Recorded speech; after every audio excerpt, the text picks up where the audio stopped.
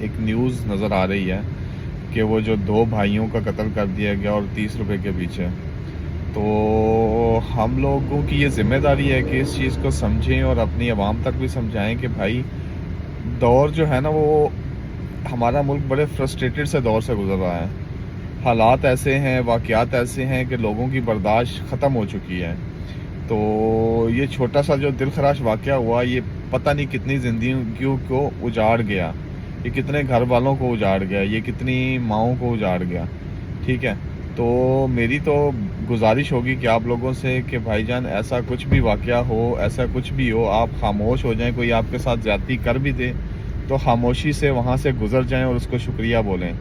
کیونکہ آپ کسی گھر کا چراغ ہیں، کسی ماں کے بیٹے ہیں، کسی بہن کے بھائی ہیں، کسی بیوی کے شوہر ہیں. وہ لوگ آپ لوگوں پہ ڈیپینڈنٹ ہیں.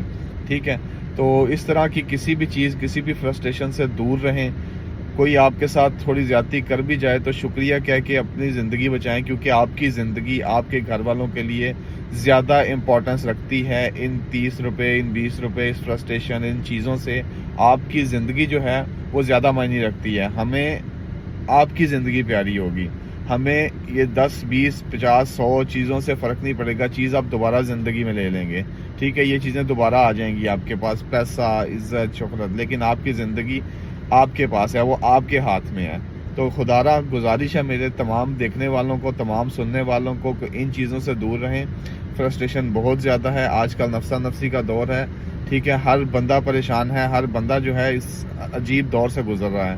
تو میری سب بھائیوں سے گزارش ہوگی کہ بھائی جان زیادہ سے زیادہ اپنے آپ کو سیف رکھیں اور اپنے گھر والوں، کبھی بھی آپ کی کوئی لڑائی، کچھ اس طرح کا کچھ واقعہ اگر ہو جائے تو سب سے پہلے سوچیں کہ آپ کے گھر والوں پہ کیا بیتے گی.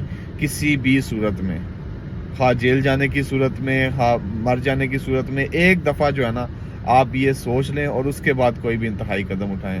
اپنے آپ کو محفوظ رکھیے، ان چیزوں سے اپنے آپ کو دور رکھیے، دعاؤں میں یاد رکھیے گا اور سیف رہیے گا. اللہ حافظ.